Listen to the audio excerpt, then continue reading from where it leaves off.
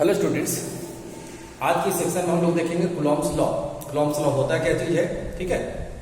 तो सबसे पहले बात करते हैं एक्चुअली में कूलॉम्स लॉ जो है, ठीक है, it describe the interactive force और nature of the interactive force, nature and magnitude of the interactive force between two charge. दो चार्ज के बीच में लगने वाला जो फोर्स होता है, अट्रैक्टिव या रिपल्सिव, ये तो हम लोग पहले से ही जानते हैं कि दो चार्ज एक दूसरे पे फोर्स लगाता है, ठीक है। अगर वो दोनों चार्ज सेम हो तो वो क्या लगाता है, रिपल्सिव फोर्स। और अगर वो दोनों चार्ज अनलाइक हो, अपोजिट नेचर का हो, तो वो अट्रैक्टिव फोर्स लगाता है। इस फोर्स के नेचर को डिस्क्राइब करने का काम करता है Coulomb's law. Then according to Coulomb's law, how Coulomb's law describe this nature? According to Coulomb's law, the force of attraction or repulsion between two charges are directly proportional to the magnitude of the charges between them, charges on them, and inversely proportional to the square of the distance between the two charge। ठीक है, अगर दो charge के बीच का जितना भी distance है, ठीक है, then this force, the magnitude of the force is inversely proportional to the square of the distance between them। अभी हम लोग इसको मैथमेटिकली देखेंगे, ठीक है। ये आपके पास इसका डेफिनेशन लिखा हुआ है, what happens according to this law between two charges or the nature of the two charges। इसका हम लोग अभी स्ट्रक्चर देखेंगे, मैथमेटिकल प्रूफ। इसमें होता है क्या, first of all we will see about the scalar form of Coulomb's law. सबसे पहले हम लोग देखेंगे कूलॉम्स लॉ का स्केलर फॉर्म। सपोज दैट अगर हमारे पास दो चार्ज है, सपोज दैट कि दो पॉइंट चार्ज हमारे पास है Q1 and Q2। What is the meaning of point charge? तो जरा सा देख लीजिए। सपोज दैट कि एक चार्ज हमारे पास यहां पे है, ठीक है, Q1, और एक चार्ज हमारे पास यहां पे है Q2। This is Q1 and this is Q2, ठीक है। Suppose this is the radius and this is the distance. Suppose this is the distance between the two charges, ठीक है। Suppose that radius R1 and R2। तो इसको point charge तभी मानेंगे, ठीक है, when the size of the charge is negligible as compared to the distance between the two charge. अगर आप इसके साइज को इसके डिस्टेंस से कंपेयर कीजिएगा तो इसका साइज नेग्लिजिबल होगा, और वो होगा कब, व्हेन R और radius of the charge, suppose that R1 is very very less than D और R2 is very very less than D, that means distance between them. This is the condition of having a point charge. किसी भी charge को point charge करने का mathematical condition और proof ये होता है, ठीक है। तो खैर हम लोग यहां पे देख रहे थे, सपोज दैट कि दो चार्ज Q1 Q2 सेपरेटेड है, ठीक है। Suppose they are separated between by a distance. Suppose this is the distance R, clear? Then according to Coulomb's law, Coulomb's का फर्स्ट लॉ क्या था, that ये भी एक चार्ज है और ये भी एक चार्ज है, तो ये दोनों एक दूसरे पर या तो अट्रैक्टिव फोर्स लगाएगा या रिपल्सिव फोर्स लगाएगा। तो ये जो फोर्स होता है, this force is directly proportional to the product of two charges.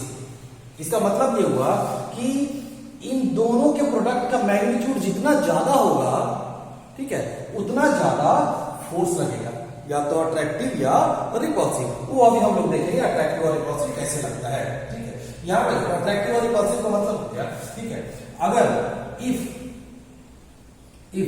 Q1 into Q2 is greater than 0, अगर मान लेते हैं कि Q1 और Q2 का प्रोडक्ट 0 से बड़ा हो तो फोर्स क्या हो जाएगा, repulsive. Then the force will be repulsive, ठीक है। And if Q1 into Q2 is less than 0, मतलब कि अगर इसका वैल्यू, अगर इसका प्रोडक्ट नेगेटिव आएगा तब क्या हो जाएगा, attractive. Then force between them is attractive. ये किससे पता चला, कूलॉम्स लॉ से। तो नेचर पता चल गया, ठीक है। अट्रैक्टिव कब होगा, रिपल्सिव कब होगा, ठीक है। Second, the force is inversely proportional to the square of the distance between them, ठीक है। ये now when if we combine this two, अगर हम लोग इन दोनों को कंबाइन करेंगे तो क्या कंडीशन आ जाएगा हमारे पास, if we combine them two, अगर इन दोनों को कंबाइन करेंगे तो क्या हो जाएगा, F proportional to Q1 into Q2 by R square। ठीक है। इस प्रोपोर्शनैलिटी को हटाने के लिए हम लोग एक कांस्टेंट देते हैं, ठीक है, equal to k into Q1 into Q2 by R square, ठीक है, जहां पे k क्या हो गया, k is the electrostatic constant, electrostatic constant, ठीक है, जो किस पे डिपेंड करता है, फर्स्ट पॉइंट, सेकंड किस पे डिपेंड करता है, depends on the nature of the medium. के का वैल्यू क्या होता है, ये कांस्टेंट होता है और ये मीडियम के नेचर पे डिपेंड करता है, ठीक है। वैल्यू इसका कितना होता है, के का वैल्यू कितना होता है, एक्चुअली में के का वैल्यू होता है k equal to 9 into 10 to the power 9, ठीक है। अब इसका यूनिट अगर निकालेंगे इस फॉर्मूले से कितना हो जाएगा, न्यूटन मीटर स्क्वायर पर कूलॉम स्क्वायर, ठीक है, ये हो गया इसका यूनिट, आप यहां से कैलकुलेट कर सकते हैं, ठीक है। तो ये हमारे पास कूलॉम लॉ है, ठीक है। ये जो हमारे पास इलेक्ट्रोस्टैटिक कांस्टेंट है, ठीक है, उसको हम लोग मैथमेटिकली रिप्रेजेंट करते हैं k equal to 1/4 pi epsilon naught. ये एप्सिलॉन नॉट क्या हो गया, ठीक है, this is the absolute permittivity of free space, ठीक है। इसी का वैल्यू यहां पर पाई और 4 तो कांस्टेंट होता है, तो k का वैल्यू किस पे डिपेंड करेगा, इस ये क्या है, absolute permittivity of free space, ठीक है, ये भी नेचर पे डिपेंड करता है और इसी के वैल्यू पे k डिपेंड करता है, इलेक्ट्रोस्टैटिक कांस्टेंट डिपेंड करता है। सॉरी, ये जो हम लोगों ने देखा वो था कूलॉम्स लॉ इन स्केलर फॉर्म, ठीक है। अब हम लोग देखने वाले हैं Coulomb's law in vector form. Okay, अब हम लोग देखेंगे Coulomb's law in vector form. इससे पहले हम लोगों ने देखा कूलॉम्स लॉ इन स्केलर फॉर्म, अब हम लोग देखेंगे Coulomb's law in vector form, ठीक है। As we know that force is a vector quantity, force क्या होता है, वेक्टर क्वांटिटी होता है, और इसीलिए it is better to explain the Coulomb's law in vector form. It is more informative. इससे हम लोगों को फोर्स के नेचर का पता चलता है, डायरेक्शन का पता चलता है, ठीक है। तो यहां देखते हैं, इसके लिए हम लोगों ने क्या किया, एक डायरेक्शन बना दिया, एक्स एक्सिस वाई एक्सिस पे कोऑर्डिनेट सिस्टम, ठीक है। Q1 is 8 point A and Q2 is 8 point B, ठीक है। O से A तक का Q1 का पोजीशन वेक्टर का मतलब ओरिजिन से, तो A1 Q1 का पोजीशन वेक्टर हो गया OA कैसे रिप्रेजेंट करेंगे, R1 से, ठीक है। Q2 का पोजीशन वेक्टर हो गया OB, ठीक है, इसको हम लोगों ने रिप्रेजेंट किया R2 से, OB इक्वल टू R, ठीक है। अच्छा, यहां पे अगर हम लोग मैग्नीट्यूड किसी का वेक्टर का, ये हम लोग जरा सा, ठीक है, चलो अब हम लोग जरा सा देखते हैं कैसे हम लोग फोर्स को कैलकुलेट करते हैं। यहां पर थोड़ा सा ये बात ध्यान देने वाली बात है, अगर हम लोग लिखते हैं F12, इसका मतलब क्या होगा, ठीक है, force on Q1, force on Q1 due to Q2, 1 2 का मतलब हो गया force on Q1 due to Q2। उसी तरह से F21 अगर हम लोग लिखते हैं, इसका मतलब क्या हो जाएगा, force on Q2 due to Q1, ठीक है। इसका मतलब क्या हुआ कि 2 पर 1 कितना फोर्स लगा रहा है, force on Q2 due to Q1, ठीक है। ये चीज अब हम लोग जरा कैलकुलेट करते हैं, F12 का वैल्यू कितना होता है और F21 का वैल्यू कितना है। तो सबसे पहले हम लोग कैलकुलेट करते हैं, चलो F12,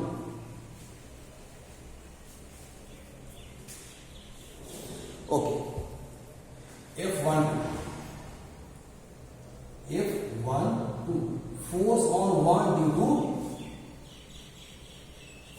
Q1 due to Q2, तो ये हो जाएगा 1/4 pi epsilon naught into product of the charge Q1 into Q2 pi. अब यहां पे हम लोग यहां पर रिप्रेजेंट करेंगे डिस्प्लेसमेंट वेक्टर। अब जरा यहां सोचने वाली बात है, ठीक है, कि F12 किस पे लग रहा है, force on 1 due to Q2, Q1 पे फोर्स लग रहा है, कौन लगा रहा है, Q2 लगा रहा है। इसका मतलब अब जरा यहां पे देखो कि ये भी प्लस में, ये भी प्लस में, तो ये Q2 इस पर फोर्स किधर लगाएगा, रिपल्स करेगा, तो ये लगेगा इधर, मतलब फ्रॉम B बी से ए की तरफ लगेगा इस डायरेक्शन में, ठीक है। मतलब हम लोग कैसे रिप्रेजेंट करेंगे, फ्रॉम बी टू ए, तो उसको रिप्रेजेंट कैसे करेंगे, R21, we will represent it R21। इसका मतलब क्या होगा, फ्रॉम 2 to 1, यहां हम लिख सकते हैं वेक्टर या फिर तो displacement vector, displacement vector from 2 to 1, from 2 और Q2 to Q1, Q2 से Q1 की तरफ ये इस डायरेक्शन में फोर्स लग रहा है। क्यों? क्योंकि अगर ये इस पर फोर्स लगा रहा है, पहले हम लोगों ने लिख रखा है F12 मतलब force on 1 due to Q2, force on Q1 due to Q2। तो जब ये इस पर फोर्स लगाएगा तो ये इस डायरेक्शन में लगाएगा, तो हम लोग क्या लिखेंगे, Q2 से Q1 की तरफ, उसी को रिप्रेजेंट करते हैं R21, ठीक है। अच्छा, R21 ये मालूम होगा, याद होगा आप लोगों को कि अगर हम लोग किसी वेक्टर में ए बी निकालते हैं तो क्या होता है, vector B minus vector A, इस तरह से करके निकालते हैं। तो अगर हम लोग यहां पे निकालेंगे, ठीक है, R21, तो R21 का वैल्यू क्या हो जाएगा, R21 का वैल्यू हम लोग सिंपली इसको क्या लिख देंगे, R1 माइनस R2, ये भी लिख सकते हैं, ठीक है। तो हम लोग यहां पे क्या लिखेंगे, 1 2, डिस्टेंस क्या हो जाएगा, R21 का स्क्वायर, ठीक है, मैग्नीट्यूड का स्क्वायर, ठीक है। मालूम होगा कि हम लोग अगर मान लेते हैं हमारे पास 21 इस तरह से दिया हुआ है, तो इसके मैग्नीट्यूड को हम लोग लिख देते हैं R21 से, या तो ऐसे रिप्रेजेंट करते हैं मैग्नीट्यूड को, या फिर तो R21 सिंपली ऐसे रिप्रेजेंट कर देते हैं, ठीक है। तो फॉर्मूला क्या होता है, F12 equal to 1/4 Q1 into Q2 R21, ठीक है। इस फोर्स का डायरेक्शन क्या होगा, 2 से 1 की तरफ, ठीक है। यहां पे इसके डायरेक्शन को रिप्रेजेंट करने के लिए, क्योंकि ये स्क्वायर है, ये सिर्फ रिप्रेजेंट करता है मैग्नीट्यूड को, इसके डायरेक्शन को रिप्रेजेंट करने के लिए हम लोग लिख देते हैं R21। इसका मतलब क्या हो गया, यूनिट वेक्टर, ठीक है। ये direction it only represent the direction, ये सिर्फ ये डायरेक्शन रिप्रेजेंट करता है कि फोर्स जो लग रहा है 2 से 1 की तरफ लग रहा है, ठीक है। यहां पे ये लिखा हुआ है, ठीक है। अब जरा हम लोग आगे देखते हैं, हाउ टू रिप्रेजेंट, ये कंडीशन हो गया, ये निकल गया F21 का। अब उसी तरह से हम लोग निकालते हैं, सॉरी F12 का उसी तरह से निकालते हैं F21। F21 का क्या हो जाएगा, 1/4 ये तो सब में लगता है, into Q1 into Q2 pi. अब जरा यहां पे देखते हैं, 2 1 फोर्स किस पे लग रहा है, 2 पे, कौन लगा रहा है, 1 लगा रहा है। फोर्स किस पे लग रहा है, 2 पे, कौन लगा रहा है, 1 लगा रहा है। तो जब ये Q1 इस पर फोर्स लगाएगा तो ये क्या करेगा, इसको रिपल्स करेगा, तो इसका फोर्स किधर होगा, ये होगा, यानी हम लोग ये भी बोल सकते हैं ये क्या है, ये F12, ठीक है, और ये क्या हो गया F21, ठीक है। तो ये F21 जिसका डायरेक्शन किधर से हो जाएगा, A से B की तरफ, 1 से Q1 से Q2 की तरफ। तो कैसे लिखेंगे, R12 1 से 2 की तरफ, तो लिखेंगे हम लोग इसको R12 का स्क्वायर, ठीक है। एलोंग कौन से डायरेक्शन में लग रहा है, 1 से 2 की तरफ लग रहा है, तो हम उसकी रिप्रेजेंट कैसे करते हैं, R12 का यूनिट वेक्टर, ठीक है।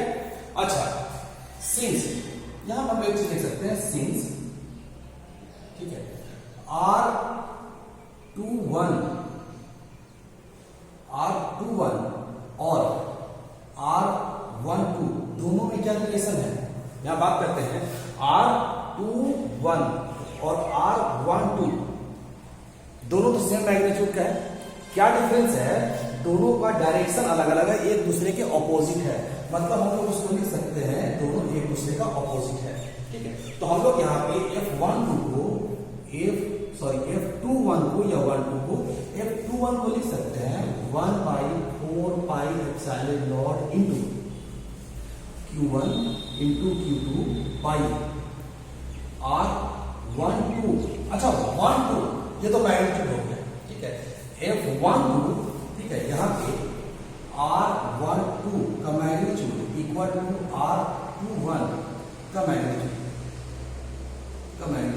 मैग्नीट्यूड सेम होता है, ठीक है, मैग्नीट्यूड दोनों का सेम है, मैग्नीट्यूड चाहे क्यू 1 से 2 की तरफ लीजिए या 2 से 1 की तरफ लीजिए, मैग्नीट्यूड सेम है। तो हम लोग यहाँ पे R12 के स्क्वायर की जगह पे हम लोग यहाँ पे लिख सकते हैं 21 का स्क्वायर, और R21 यहाँ पे क्या था हमारे पास 12, ठीक है। तो यहाँ पे R12 यहाँ पे जो है, तो इसके जगह पे R12 की जगह पर हम यहाँ पे लिख सकते हैं -R21, ये लिख सकते हैं क्योंकि ये दोनों एक दूसरे का ऑपोजिट है, ठीक है। तो यहाँ पे हमारे पास कितना हो जाएगा -1/4πε0 into Q1 into Q2 by R21 का स्क्वायर इंटू ये माइनस आ गया, यहाँ पे हो गया 21, ठीक है। क्या लिखेंगे हम लोग इसको -F12, ठीक है। तो यहाँ पे कंडीशन क्या आ गया, F21 इक्वल टू -F12, ठीक है। ये क्या रिप्रेजेंट करता है, ये रिप्रेजेंट करता है कि ये जो फोर्स एक दूसरे पे लगाते हैं ये मैग्नीट्यूड तो सेम होता है बट ऑपोजिट डायरेक्शन में लगाता है, ठीक है। ये नहीं गिर रहा है इधर, ये नहीं गिर रहा है, ठीक है। हाँ, इसमें एक चीज ध्यान देने वाली बात है कि अगर ये हमारे पास था वेक्टर फॉर्म, ठीक है, इसमें एक चीज ध्यान देने वाली बात है, सपोज दैट कि